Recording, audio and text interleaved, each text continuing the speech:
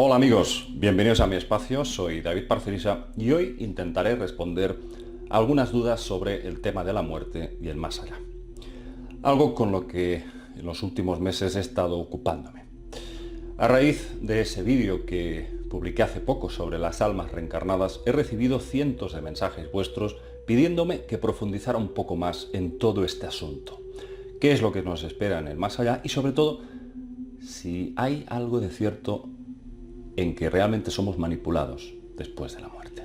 Todos los libros que están disponibles actualmente sobre este asunto, de alguna forma directa o indirecta, invitan a la gente a que después de fallecer crucen ese famoso túnel, al final del cual aparecen unos misteriosos personajes luminosos, personajes que dicen ser nuestros parientes más cercanos. Estos seres generalmente se muestran pues muy cordiales, muy cariñosos y nos invitan a llegar a penetrar en esas estancias luminosas. Incluso algunos describen como unos jardines de luz.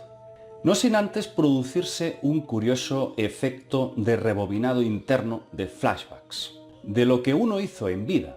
En muchos casos de ECM, experiencias cercanas a la muerte, el individuo puede ver como si le colocaran una enorme pantalla de cine delante y por ahí se proyectaran imágenes en movimiento de momentos de su vida. Desde la vida uterina hasta el momento de morir, se revive todo con tal intensidad que uno siente cada emoción y sobre todo se puede sentir las emociones positivas o negativas que ha generado en los demás. Si has hecho daño, sentirás el mismo dolor como si el agredido fueses tú mismo. Si has engañado, revivirás todo el caos y penuria que produciste en los demás. Pero aquí lo interesante son las llamadas ataduras kármicas que se establecen entre vida y vida. Los que han experimentado la premuerte dicen que sienten como las personas que han conocido en vida, las más cercanas, padre, familia, amigos o pareja, ya los habían conocido en otras vidas. Fijaos, y además los identifican. Aunque la forma del cuerpo físico sea diferente, ellos pueden verlos y sentir que en otras vidas ya se habían conocido, como si un hilo invisible uniese sus destinos. A veces en este rebobinado de flashbacks aparece una voz que te dice, por ejemplo, mira, como en esta vida hiciste sufrir a tu madre con tus abusos, en la próxima existencia tú serás la madre y ella el hijo. O sea, se invertirán los roles para que experimentes el dolor de tu madre y sufras el daño que le causaste. Y así entenderás el significado de tus actos. En otros casos, si uno ha matado a otra persona, le dicen que deberá volver para elegir ser asesinado por la misma persona. O sea, la víctima matará al verdugo. Pero claro, viendo la historia de la humanidad, uno se pregunta si esto es una ley kármica universal, ¿cuándo se termina este engranaje de ir y venir para pagar esto y lo otro? Pues a mí me parece que nunca puede terminar este ciclo de reencarnaciones. Siempre habrá algo que deber a otros, algo que pagar. Es como un sistema de deuda constante, como lo que ocurre con los bancos. Pides un préstamo y te pasas la vida pagando las letras de un coche o de un piso. ¿A vosotros os parece coherente que exista una ley kármica parecida al sistema capitalista, que nos tiene, por decirlo de alguna forma, durante toda la eternidad, debiendo y pagando sin cesar? O bien lo que está pasando aquí es que estamos metidos dentro de un bucle de manipulación total en manos de unos seres que se aprovechan de nuestras desventuras y de nuestras penurias. Cuando yo era joven, recuerdo que leía los libros del doctor psiquiatra Raymond Moody, de la doctora Elizabeth Kübler-Ross o del también psiquiatra Brian Weiss. Y recuerdo que, yo me sentía muy inspirado con esa filosofía. Pero con los años cada vez me he ido dando cuenta de que solamente a través del escepticismo y de la crítica podemos salirnos un poco de esa visión ingenua.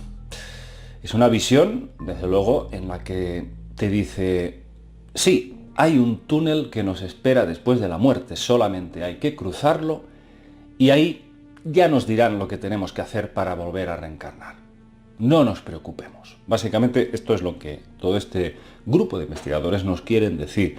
Es como darnos esa esperanza, ¿no? Decir, sí, tranquilos, cuando os muráis, cruzáis el túnel y ahí ya se encargarán ya os vendrán a buscar y no os preocupéis sobre vuestro destino del futuro. Es como una sensación de niños perdidos en el patio que esperan que los maestros los llamen para volver a entrar en las aulas. A todos estos libros, estos autores te decían básicamente que el propósito de reencarnar es mejorar, aprender a través de experiencias. Incluso hay gente que dice haber vivido cientos de vidas. Todas ellas con muertes espantosas, avatares infinitos y 1000 experiencias. A menudo te dicen que todos hemos sido violadores, asesinos, santos y víctimas. Hemos sido ya de todo. Todos los roles del bien y del mal, para regocijo de un Dios que intenta experimentar la creación a través de nuestras vivencias.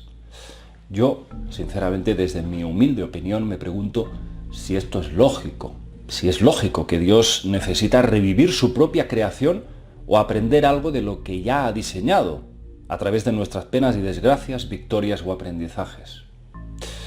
Porque yo diría que Dios debería de ser solamente amor, compasión, armonía, plenitud eterna, sin ningún tipo de necesidad. ¿Es Dios quien nos ha metido en este bucle caótico? ¿O bien hay otros seres intrusos que se han colado por el camino para falsificar la verdadera esencia divina, que nadie niega que exista? Hay demasiadas cosas que no encajan en todo esto, y creo que nuestro deber es cuestionar. Cuestionar, no dar por hecho las cosas sin someterlas a un exhaustivo análisis. La creencia ciega es como caminar hacia un abismo sin fondo, un precipicio inminente, y nosotros vamos avanzando hacia él de forma irrevisible. Desde luego, debemos hacer uso legítimo de nuestra intuición basándonos en hechos objetivables. Y la realidad es que la reencarnación presenta demasiados cabos sueltos. ¿Por qué necesitamos tantas vidas para mejorar, para alcanzar el qué? ¿Qué es tan difícil comprender? ¿O qué es tan difícil de aprender para pasarnos miles de años dentro de la rueda del samsara? El karma, el dharma. Mi sincera opinión es que existen una serie de entidades, probablemente los llamados arcontes, y que desconocemos su naturaleza, posiblemente bioplasmática, que están por encima de los famosos reptilianos y que han diseñado a través de una física hiperdimensional un mundo astral ficticio, como una especie de videojuego, algo virtual, en donde se nos miente, se nos engaña, haciéndonos sentir culpables, creándonos miedo y necesidad de volver a la Tierra una y otra vez para generarnos pesares y dolor. Y es precisamente este acicate emocional lo que constituye como una especie de sustrato vital energético que estos seres absorben como alimento, como inteligentes parásitos cósmicos, porque esto es lo que son, auténticos parásitos, sanguijuelas energéticas. Pero tienen la capacidad de camuflarse, de transformarse, de adoptar la forma que ellos quieren, que no podrían hacer si tuviesen acceso a nuestro registro de memoria para, extraernos básicamente recuerdos de quiénes fueron nuestros parientes, nuestros amigos, nuestros padres, para adoptar su forma, para hacerse pasar por ellos y manipularnos. No digo que en todos los casos sea así, pero sí creo sinceramente que muchos de ellos, muchas personas que han fallecido, han sido engañadas y han sido dirigidas otra vez hacia esta rueda del samsara para volver a repetir los mismos errores, o quizás peores. La reencarnación existe, esto es un hecho absolutamente confirmado por infinidad de fuentes. Ahora bien, ¿cómo salimos de ese bucle? Solo existe un arma, y es la autoconfianza. Acceder al poder interno, redescubrir quiénes somos y lo que podemos llegar a hacer. Entender que somos infinitos y que tras esta capa del ego que nos esclaviza a través de una falsa necesidad, subyace un ser luminoso capaz de transformarlo todo. Somos co-creadores con la fuente original, con ese Dios verdadero, que es el principio creador, y que ya por ello, ya está en nosotros el conocimiento supremo, ya nos dota para ser co-creadores como Él. Parece como que alguien ha interferido la cadena que nos une a este principio creador original y ha usurpado su identidad. Han manipulado nuestra percepción de lo que somos capaces de hacer.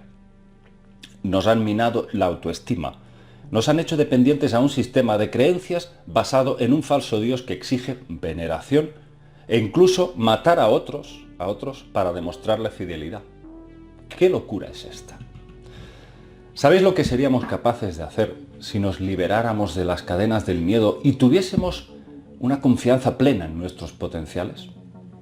Probablemente, hacer por hacer, quizás podríamos hasta volar, amigos. Os recuerdo que en el siglo XVII existió un fraile italiano llamado San José de Copertino. Este hombre era capaz de levitar ante la vista de todos los congregados. Los incrédulos que no lo veían, lógicamente, lo tacharon de impostor. Pero él entraba en éxtasis y empezaba a elevarse en el aire. Finalmente, para ya despejar todas las dudas de los incrédulos, fue llevado ante el Papa Urbano VIII y levitó delante suyo, junto con obispos, príncipes y otras personalidades de la época. Lógicamente, como San José de Copertino era fraile y todo el ambiente era católico, se le atribuyó el milagro al dios de dicha religión. Pero yo, personalmente, opino que este personaje, que llegó a levitar, por cierto, en más de 70 ocasiones delante de todo el mundo, era un ser que consiguió salir de la Matrix, al menos momentáneamente, en esos momentos de éxtasis, y estaba efectivamente en conexión con esa fuente original, la fuente verdadera. A lo largo de la historia ha habido muchos otros casos, como por ejemplo Santa Teresa de Ávila o el psíquico Daniel Douglas Home. ¿Qué quiero decir con esto? Pues que a veces, de forma inusual, inesperada, salpicado en diferentes momentos de la historia y en diferentes lugares, aparecen personajes con unas capacidades prodigiosas de obrar auténticos milagros. Milagros que desde luego no es que sean seres superiores a nosotros. Nosotros también podemos realizarlos. El más común de los mortales tiene también dentro de sí este poder maravilloso de conectarnos con esa fuente original. ¿Qué es lo que nos lo impide? ¿Qué es lo que nos impide que seamos capaces de liberarnos de esta atadura? Pues simplemente nuestra falsa percepción de pensar que somos nada, que somos seres limitados, que no podemos conseguir nada. Eso es lo que ellos han conseguido hacer con nosotros, programarnos. Nos han programado como a máquinas.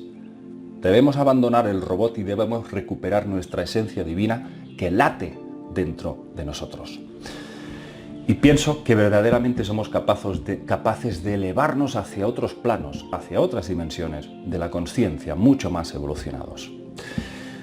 Simplemente se trata de una cuestión de autoconfianza. Para llegar a ese nivel nos parece imposible y hay personas que dicen haber alcanzado la iluminación sin buscarlo, en un instante mágico. Ha discurrido delante de ellos una visión mágica que les ha permitido entender toda la variedad de vibraciones y dimensiones que se entrecruzan dentro de esta tercera dimensión, que esta tercera dimensión también forma parte de todo este complejo que llamamos vida, que llamamos creación. Realmente pienso que películas como Matrix han sido y siguen siendo aún hoy un referente para entender este concepto. Quizás dentro de esa película la visión era un poco vinculada al mundo de las tecnologías, de la electrónica, pero es una película que verdaderamente nos señala que existen unos seres que nos están usando como una especie de baterías, que nos tienen adormecidos y atontados con múltiples payasadas mediáticas, y mientras tanto nos están sorbiendo nuestras energías que, si nosotros supiésemos utilizarlas convenientemente, eficazmente, ya hace mucho tiempo que nos habríamos liberado, desapegado de todo este engranaje de manipulación. Es muy difícil. Bueno, lo difícil lo hacemos nosotros. Con nuestra mente limitada nos preguntamos el cómo, cuando realmente lo que deberíamos preguntarnos es ¿para qué? Esa sería la gran pregunta. Si creemos que ya tenemos ese derecho legítimo de ser libres, desde luego lo vamos a ser. Todo depende de nuestra capacidad de autoconvencernos de una vez de quiénes somos y qué podemos hacer. No me enrollo más, amigos. Espero haber invitado a la reflexión, como siempre sabéis, esa es mi sana intención. Un abrazo, amigos, y nos vemos en el próximo vídeo.